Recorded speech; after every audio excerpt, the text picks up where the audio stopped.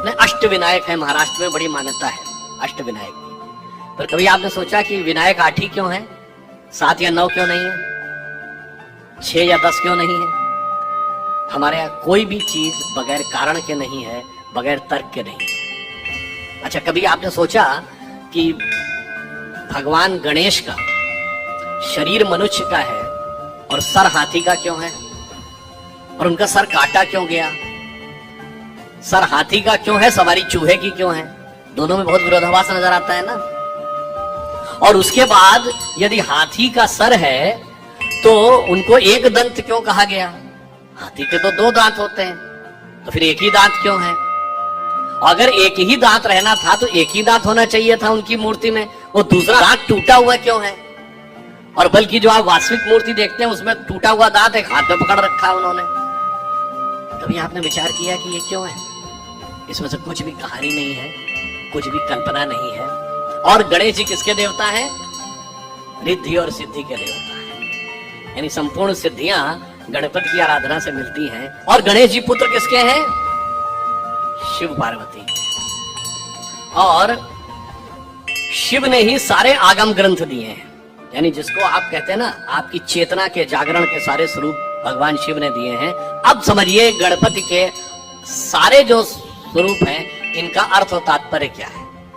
देखिए, भगवान गणेश का वह स्वरूप हमारे अंदर की जो वास्तविक चैतन्य ऊर्जा होती है उसके उत्थान की वह प्रक्रिया को प्रतीक रूप में दिखा रहा है। सबसे पहले सर कटना किसलिए जरूरी है?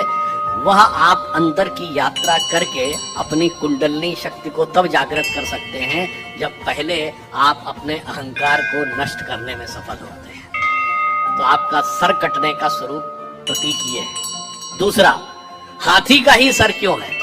क्योंकि हाथी की जो सूंड है, और आपने देखा होगा हमेशा गणपति की सूंड इस दिशा में यूं है, कभी ऐसे नहीं है। क्यों?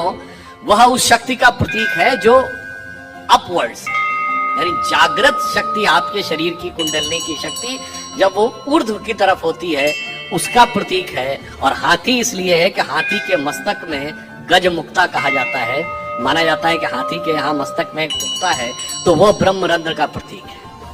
और जब वो मुड़ी हुई सूंड ऊपर है, और चूहे की सवारी क्यों है? क्योंकि चूहा जमीन के अंदर जाकर अपना बिल बनाता है।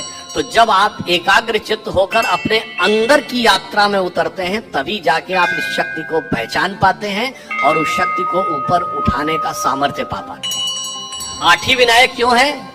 क्योंकि 8 चक्र हैं, मूलाधार, स्वाधिष्ठान, अनाहत, आज्ञा, विशुद्ध चक्र और ब्रह्मरंध्र। और अब एक ही दांत क्यों है? क्योंकि जब आप आज्ञा चक्र से ऊपर जाते हैं तब द्वैत के साथ वह यात्रा नहीं हो सकती, यानी संसार और ब्रह्म 2 में से एक को ही चूज करना पड़ता है। तो वह दांत टूटा हुआ क्यों है? तो संसार के साथ उस संबंध का विच्छेद करना पड़ता है, उसे तोड़ना पड़ता है, इसीलिए टूटा हुआ दांत हाथ में रखे हुए हैं। फिर आगे की यात्रा जाकर जब ब्रह्मरंध्र तक मिलती है तो समस्त रिद्धियां और सिद्धियां आपको प्राप्त होती हैं। यह उसका प्रतीक है।